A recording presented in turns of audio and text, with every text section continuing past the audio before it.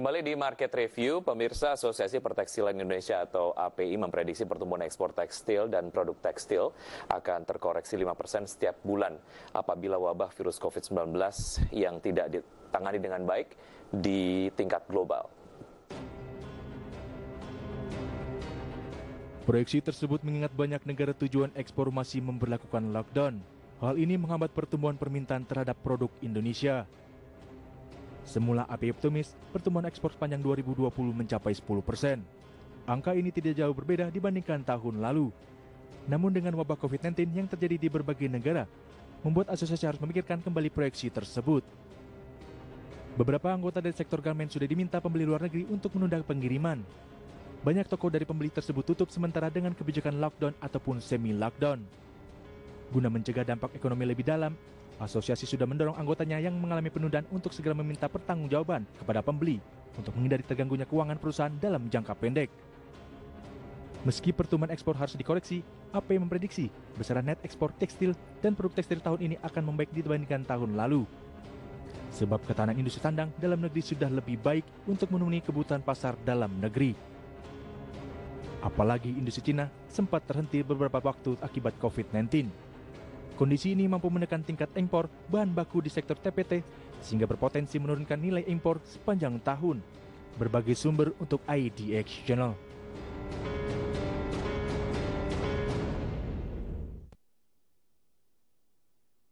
Ya, untuk spesifik memperbincangkan topik mengenai bagaimana sebetulnya kenaikan bea masuk yang diterapkan oleh Arab Saudi untuk produk-produk tekstil dari Indonesia ke Arab Saudi. Sudah bergabung melalui aplikasi Zoom Bapak Rizal Tanzil Rahwan. Beliau adalah Sekretaris Eksekutif Asosiasi Pertekstilan Indonesia atau API. Selamat pagi Pak Rizal. Selamat pagi, Mas. Ya, terima kasih sudah bergabung bersama kami langsung dari Bandung ya Pak Rizal. Iya. Sehat Pak? Salam sehat.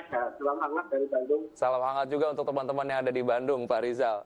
Baik, kita tadi sudah bicara secara general mengenai sebetulnya bagaimana kenaikan bea masuk yang sudah diterapkan oleh Arab Saudi di pertengahan bulan Juni ini akan memberikan dampak secara signifikan terhadap performa ekspor Indonesia secara keseluruhan.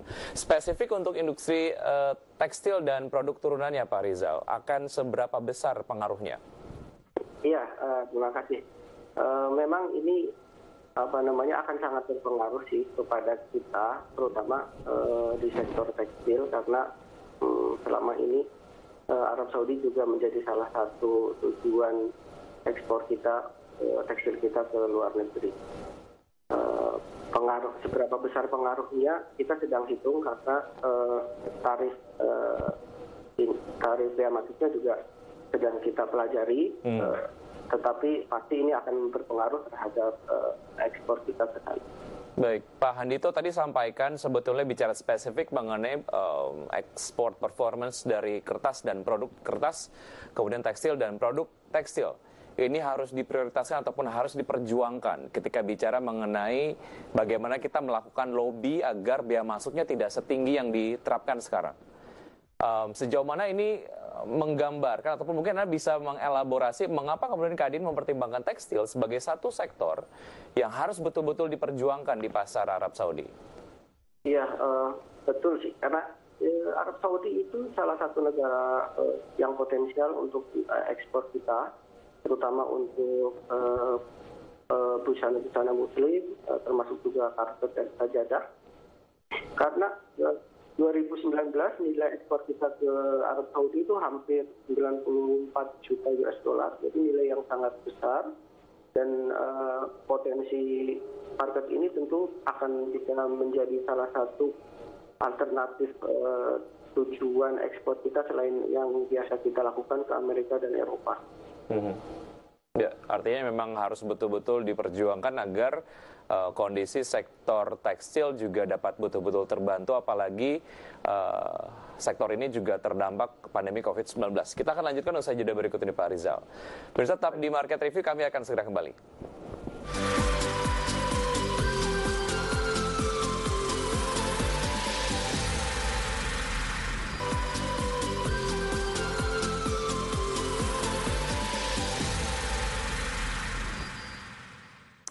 Terima kasih Anda masih bersama kami, pemirsa. Sebelum saya lanjutkan perbincangan bersama Bapak Rizal dari Asosiasi Pertekstilan Indonesia, ada data yang sudah kami siapkan. Di antaranya adalah mengenai negara tujuan ekspor pakaian jadi Indonesia, dari Amerika hingga Arab Saudi. Jika bicara mengenai value dari nilai perdagangan pakaian jadi Indonesia, Amerika nampaknya menjadi pasar yang cukup besar. Secara value mencapai 3,5 miliar US dollar. Setelah Amerika kita punya Jepang dengan nilai perdagangan 0,67 miliar US dollar. Setelahnya ada Jerman, Korea Selatan, Tiongkok, Inggris, Australia, Kanada, Belgia, dan yang paling terakhir adalah Arab Saudi dengan nilai perdagangan pakaian jadi ke sana adalah sebesar 0,09 miliar US dollar. Setelah itu ada data mengenai neraca perdagangan tekstil Indonesia dari 2014 hingga 2018. Kami kompilasi datanya dari Badan Pusat Statistik hingga September 2019. Untuk tahun 2014 Indonesia mencatatkan defisit sebanyak 0,5%, setelahnya positif 3,4%. 2016 kembali defisit 14,2%, 2017 positif lagi 18,1%, dan di 2018 di minus 25,6% defisit. Kita lanjutkan perbincangan bersama Pak Rizal Tanzil Rahman, Sekretaris Eksekutif Asosiasi Pertekstilan Indonesia. Pak Rizal, mengenai data terakhir tadi mengenai neraca perdagangan tekstil Indonesia yang datanya dari tahun ke tahun perbandingannya sangat ekstrim gitu ya, kadang positif, kemudian negatifnya juga nggak main-main sampai dengan puluhan persen. Bagaimana analisa Anda mengenai neraca dagang tekstil Indonesia ini, Pak Rizal? Iya, memang fluktuatif karena Arab Saudi dengan kita belum punya perjanjian perdagangan. Ini yang menjadi catatan barangkali. Kemudian yang saya catat di 2019 itu neraca kita ekspor kita ke PPT ya, ke Arab Saudi itu di angka 94,34 juta US dollar. Yeah. Kemudian untuk itu terdiri dari yang tekstil 66, sekian juta US dollar dan garmennya 28 juta US dollar. Jadi fluktuatif itu banyak sekali faktor pengaruhnya. Dan kemudian yang jadi persoalan sekarang itu adalah bagaimana Indonesia mempertahankan tren positifnya. Permasalahan yang sekarang dihadapi dengan Arab Saudi ini menjadi hambatan tersendiri untuk kita meningkatkan kinerja ekspor kita ke sana. Baik. Kinerja ekspor dari tekstil Indonesia ini sudah sangat terdampak dari pandemi COVID-19 dan dampaknya sangat terasa gitu ya. Ini saya kemudian baca dari berbagai macam artikel. Apa yang sebetulnya diterapkan oleh Arab Saudi sejauh mana ini juga akan memperberat kinerja industri tekstil Indonesia di tahun 2020, Pak Rizal? Iya, sepertinya kita memang pemerintah dalam hal ini perlu melakukan negosiasi yang sungguh-sungguh gitu. Karena Arab Saudi adalah salah satu potensi pasar yang cukup baik, sehingga kita perlu mempertahankan kinerja itu.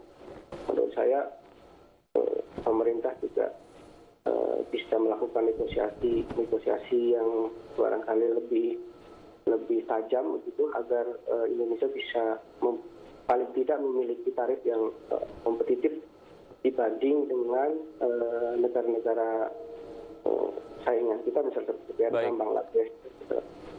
Bicara mengenai ketajaman lobby yang mungkin diharapkan dari lobby yang akan dilakukan oleh pemerintah Indonesia kepada pemerintah Arab Saudi, akan seefektif apa itu? Artinya gini, ketika kita bicara mengenai pasar tekstil secara spesifik gitu untuk Arab Saudi, sebetulnya seberapa tergantung Arab Saudi kepada tekstil yang kita kirimkan ataupun ekspor ke sana, Pak Rizal? Ketergantungan menurut saya ya, ketergantungan Arab Saudi sih memang banyak dari China ya, tapi impor tekstil mereka. Cuma Indonesia juga memiliki keunggulan tekstil tersendiri, kemudian daya kompetitif yang produk tekstil yang cukup bagus bagi Arab Saudi. Nah, poin-poin ini yang harus menjadi menjadi perhatian pemerintah untuk menegosiasi dengan Arab Saudi. Apalagi kita punya sejarah hubungan baik dengan Arab Saudi, menurut saya itu juga menjadi poin tersendiri. Baik, belum ada komunikasi B2B antara pelaku usaha tekstil yang ada di Indonesia kemudian dengan importir yang ada di Arab Saudi, atau sudah ada? Sejauh ini saya belum tahu tapi barangkali pasti sudah ada komunikasi kalau informasi ini sudah dilakukan. Tapi sejauh mana menurut saya itu lebih efektif negosiasi itu dilakukan pemerintah. Baik. Ini terutama menjadi tanggung jawab G2G sebenarnya, karena negosiasi ini negosiasi antar negara. Baik, seintens apa teman-teman dari Asosiasi Pertekstilan Indonesia melakukan konsolidasi dengan pemerintah agar poin-poin tadi yang Anda sudah sampaikan dan ingin tekankan betul-betul tersampaikan dan betul-betul dilobi oleh pemerintah nantinya. Kita akan lanjutkan usaha jeda berikut ini. Pak Rizal, pemirsa tetap di Market Review, kami akan segera kembali.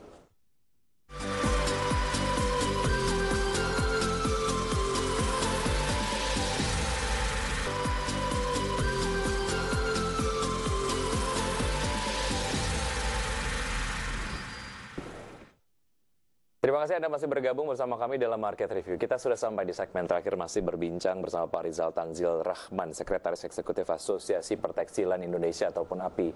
Pak Rizal, soal konsolidasi ataupun komunikasi yang intens yang dilakukan oleh asosiasi dengan pemerintah supaya input-input ataupun poin-poin yang Anda tadi tekankan betul-betul tersampaikan pada saat pemerintah melakukan lobby dengan pemerintah Arab Saudi soal kenaikan biaya masuk produk tekstil ke sana. Iya, saya pikir kita juga akan segera melakukan komunikasi dengan Kementerian Perdagangan, kemudian terutama juga Kementerian Perindustrian sebagai pembina teknis kita di sektor industri, juga ke APindo sebagai induk organisasi pengusaha kita untuk sinkronisasi, karena ini kan dikenakan juga untuk 575 barangkali ya, sekitar begitu produk yang juga kena bea masuk ke Arab Saudi. Artinya ini kita bisa melakukan negosiasi besar begitu, secara sektoral masukannya nanti dari kita, kemudian secara paketnya akan dibawa oleh Kementerian Perdagangan ke Arab Saudi. Baik. Pak Rizal, mengenai Arab Saudi sebagai satu negara yang cukup penting bagi produk tekstil Indonesia, apalagi bicara mengenai Arab Saudi dapat menjadi hub berbagai macam produk-produk ekspor dari Indonesia ke Timur Tengah. Nah, sejauh mana ini apa yang diterapkan oleh Arab Saudi cukup memberikan dampak kepada peta perdagangan antara Indonesia dengan Arab Saudi, spesifik bicara mengenai ekspor tekstil ke Timur Tengah? Iya, pasti ini kalau saya lihat ini dampak turunnya harga minyak dunia, terutama Arab Saudi mungkin barangkali memerlukan income negara. Ini juga karena untuk proteksi mereka tidak punya industri tekstil di dalam negeri mereka. Jadi motifnya bukan proteksi, tapi ini mungkin lebih ke arah income negara. Nah ini tentunya kita bisa melakukan negosiasi karena tekstil tidak termasuk dominan sektor utama yang Indonesia ekspor ke sana, tetapi cukup bagus, cukup signifikan. Barangkali kita kalau secara paket negosiasi secara besar, ada produk-produk ekspor unggulan kita ke sana, bisa kita negosiasikan juga satu paket itu dengan mereka gitu. Jadi tidak terpisah-pisah. Barangkali ini menjadi urus yang mungkin cukup jitu gitu.